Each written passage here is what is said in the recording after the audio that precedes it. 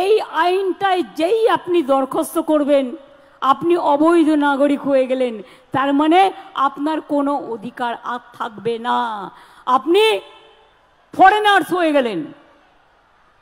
শুনুন, সারা পৃথিবীতে নিয়ম আছে, কোন রাষ্ট্রে 5 বছর, কোন রাষ্ট্রে 10 বছর, কোন রাষ্ট্রে 3 বছর। যদি বাইরে থেকে কেউ আসেও, তারা যদি সেই বছরগুলো সেই রাষ্ট্রে থাকে, তারা কিন্তু গ্রিন কার্ড পায়, তারা কিন্তু সিটিজেন কার্ড পায়। এই চালুটা কেন করলেন না? আগে তো ডিএমরা নাগরিকের কার্ড দিত, সেই অধিকার কেড়ে নেওয়া হলো। আর আজ বিজেপির হাতে আপনারা দিয়ে দেবেন আপনার ভাগ্য, শুধু একটা ভোটের জন্য, 2টো সিটে জেতবার জন্য। আপনাদের ভাওতা দিচ্ছে, ভাওতা, ধাপ্পা দিচ্ছে, ধাপ্পা। মনে রাখবেন, সব হারাবেন, এটাও যাবে, ওটাও যাবে। আবার দেখুন, সব হিন্দু, শিখ, বৌদ্ধ, জৈন, পার্সি, খ্রিস্টানরা 2015 সালের পরে যারা ভারতে এসছেন তারা সব বেআইনি হয়ে যাবেন। সংখ্যালঘুরাও তো আছেই, ইচ্ছা করেই কালকের দিনটা বেছে নেওয়া হয়েছে, কারণ কালকে থেকে রমজান মাস শুরু হয়েছে, এটা আমরা বুঝি।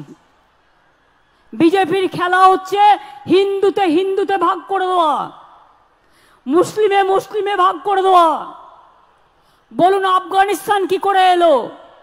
আফগানিস্তান তো ভারতের বর্ডার নয়, তাহলে মায়ানমার কেন এলো না? এটা তো ভারতের বর্ডার।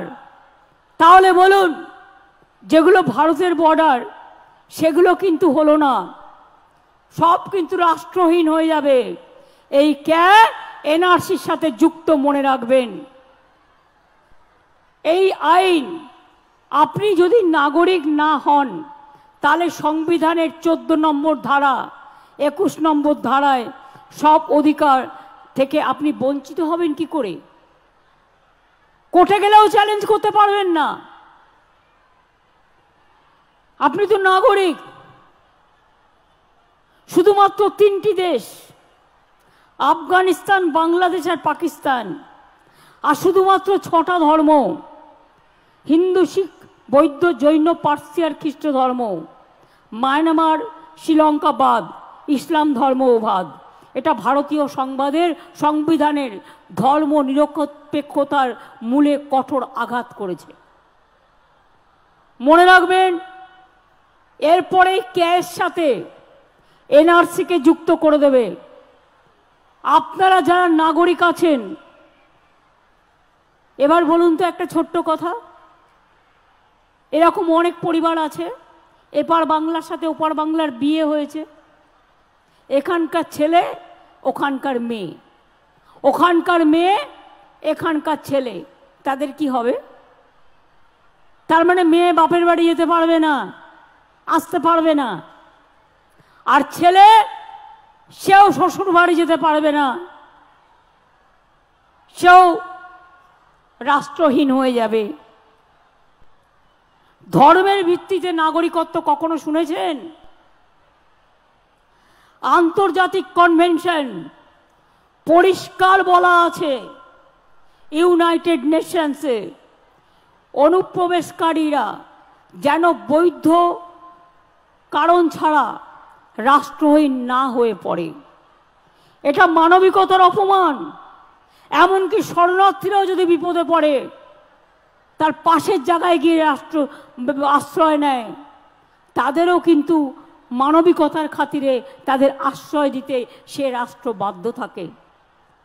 তাহলে বলুন, আমার কন্যাশ্রী যারা আছেন ভাগাভাগি, সে যখন এই আইনে পড়বে, তার 18 বছর বয়স হয়ে গেলে নাগরিকত্ব, তাহলে তো সে কন্যাশ্রী পাবে না, শিক্ষাশ্রী পাবে না, ঐক্যশ্রী পাবে না, মেধাশ্রী পাবে না, বিনা পয়সায় রেশন পাবে না, কৃষক বন্ধু পাবে না, স্বাস্থ্য সাথী পাবে না, লক্ষ্মীর ভান্ডার পাবে না, বিধবা ভাতা পাবে না, বার্ধক্য ভাতা পাবে না, কোনো সুযোগ সুবিধা পাবে না। আপনাকে আগে বেআইনি হয়ে যেতে হবে, তারপরে আদৌ আপনি আইনি হবেন কিনা তার কোনো গ্যারেন্টি নেই। তার কারণ এটা একটা ঝুমলা, বিজেপির এটা একটা ঝুমলা। আপনারা মনে রাখবেন, যদি সত্যি কেউ নাগরিক পায়, আমার কোনো দুঃখ নেই, আমি খুশি হব। অধিকারটা ডিএম এর হাতে দিন, যেটা আগে আইন ছিল ডিএম দেখে নেবে যদি কারো অসুবিধে হয়। কিন্তু নিজেদের হাতে রেখে দিয়েছেন কেন? প্রথমে তাকে বেআইনি হিসেবে ঘোষণা করবেন, অনুপ্রবেশকারী। তার মানে এখন যারা নাগরিক ছিলেন তারাও হয়ে যাবেন বেআইনি।